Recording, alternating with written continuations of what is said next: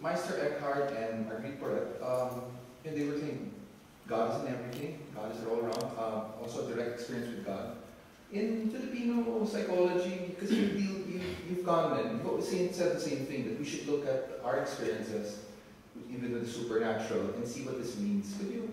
Is there many resonances between those teachings and what we find here?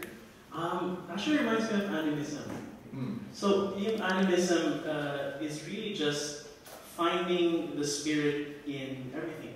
That non-human life is also valuable. And we see this if we look in Western philosophy, it's also the deep ecology movement, which is more nature-based, more towards caring for creatures that are not just human. So the idea is humans are not the most important, but are part of a larger system that we share. And we see this also very much in our animist practices, which today survive through folk beliefs, as simple as tabi-tabi po, bari-bari ako. These kinds of beliefs na nagpapaalam pa rin tayo habang dumadaan tayo sa mga gubat, these are still these animist beliefs that we know that there are spirits around us. We feel, we sense, we experience. I don't know if you've also had this experience na papasok ka sa isang lugar, you feel suddenly parang bigat ng pakiramdam. Suddenly there's that sense of, there's something here, I just don't know what it is. It's this vibe, which in psychology, because for my graduate studies, I studied telepathy in psychotherapy. And the research that I found with psychotherapists who experience this in the caring setting, it's the same vibe, energy-based feeling, which, and we move on to folk religion, it's more of that mystical experience also. There's also that mystical experience in Western tradition, but in our experience, ito yung mga babaylan, katalonan, which part of the ritual is an altered state of consciousness, of connecting with that divine. Is it the same Tatarin? No basic ecstatic dancing? I'm not sure if, I'm not very familiar with this, but it's really it's so common actually sa atin, na pumasok sa mga altered states, that we're going to have an exorcism center. They're going to build an exorcism center in, I think sa Makati.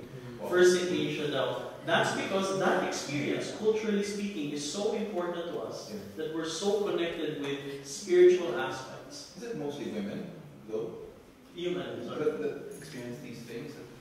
A lot of our historical research, we see that there were women practitioners. And across time, we believe na yung mga babaylan were mostly women. A lot of them, there wasn't really very much of a very strict, o dapat kayo lang yung nagpa-practice, dapat ito. We also see male practitioners. We see male practitioners who also wear women's clothing. These are also part of the documentation. So it's very much a fluid practice. Anyone, as long as they have that connection or calling from the divine, can participate in the mystical experience. Thank you. Father Joseph, I mean, I know, I've friends who actually gone to your church, and they do say that it's very fun, it's very solemn, that like when they receive communion, to Regine Velasquez. Also, I think we've said that you can find how God might speak from Madonna or Lady Gaga. So I mean that connects to what Zilka's trying to do with. Could you explain more of that?